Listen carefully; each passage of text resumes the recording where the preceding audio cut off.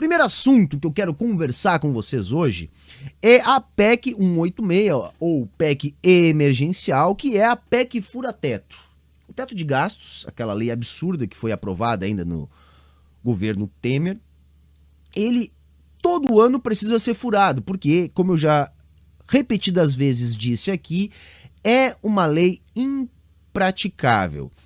E a apresentação dessa PEC mostrou a face mais cruel da nossa classe dominante, propondo desvinculação de verbas da saúde e da educação, vinculação a um desmonte mais acelerado do BNDES, que é o nosso Banco Nacional de Desenvolvimento. Por pressão popular, e este é o ponto que eu quero começar aqui o nosso papo, que eu acho que é importante, por pressão popular, essa desvinculação de saúde e educação, felizmente, caiu. É algo que nós ainda precisamos prestar atenção, porque essas garantias mínimas constitucionais de verbas para saúde e educação são basilares da Constituição de 1988. Ou seja, revogar estas garantias mínimas significa dar a machadada final, o golpe de misericórdia na já tão combalida Constituição de 1988.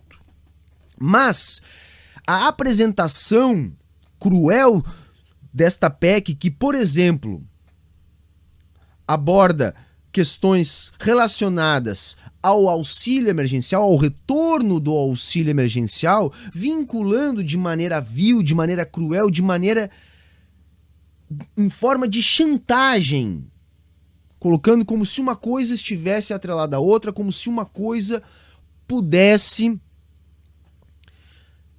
ser feita só em função da outra. E eu quero dizer o seguinte: é mais que evidente que nós precisamos de um retorno do auxílio emergencial. Também parece evidente, a partir de evidências empíricas e de estudos que nós já estamos observando, que a redução do auxílio emergencial já causou um impacto negativo enquanto a recuperação da economia brasileira da crise provocada pela Covid-19. Eu não estou nem falando da recuperação da economia brasileira em relação à depressão econômica que nós já vínhamos atravessando antes da pandemia. Eu estou apenas dizendo que o auxílio emergencial de R$600 vinha provocando uma recuperação parcial da economia para níveis que nós tínhamos antes da crise ser agravada pelo fechamento parcial da economia em função da pandemia.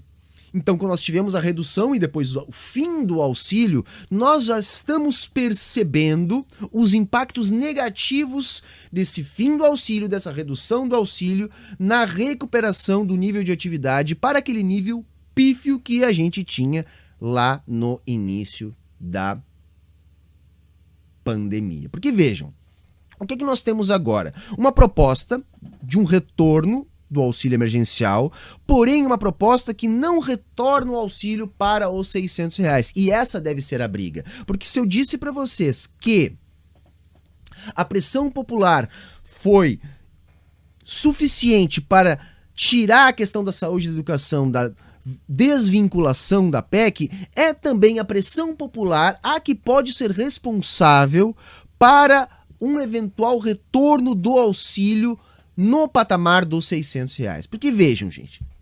R$300 já estava sendo pouco. Nós estamos agora diante de um novo fechamento, provavelmente mais brutal e mais prolongado da economia do que aquele que a gente teve lá no início, quando o Brasil se fechou na expectativa de haver um auxílio do governo federal para enfrentar a pandemia, e logo depois as pessoas foram retomando a sua vida, quando perceberam que o governo federal enfrentaria a pandemia com negacionismo.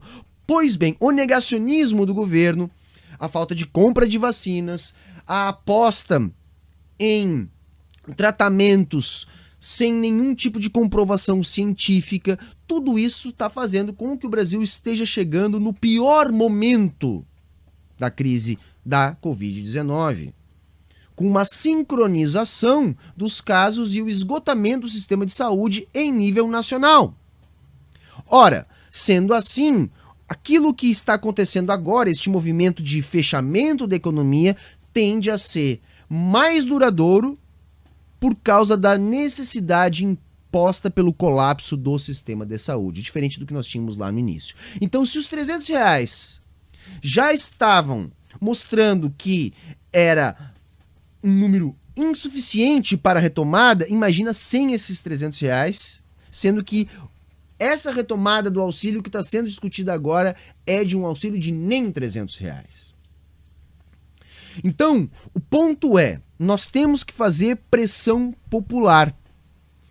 E o entendimento tem que ser dado em que sentido? No sentido de que o auxílio emergencial, ele não representa para o Estado nenhum custo. Ele é, entre aspas, um investimento na retomada do nível de atividade da economia. É sempre bom lembrar e fazer a classe trabalhadora entender que um auxílio de R$600 dado para a parcela mais pobre da população significa R$600 que são postos em circulação, aquecendo a economia. E é neste sentido que trata-se de um investimento, correto?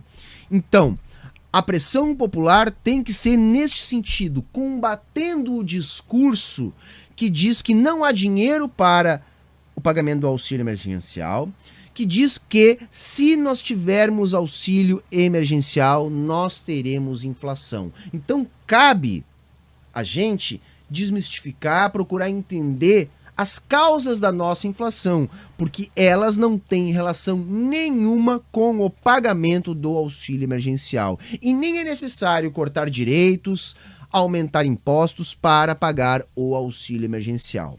Pelo menos não enquanto a nossa economia estiver com um nível tão alto de desemprego e tão alto de ociosidade da sua capacidade instalada. Beleza?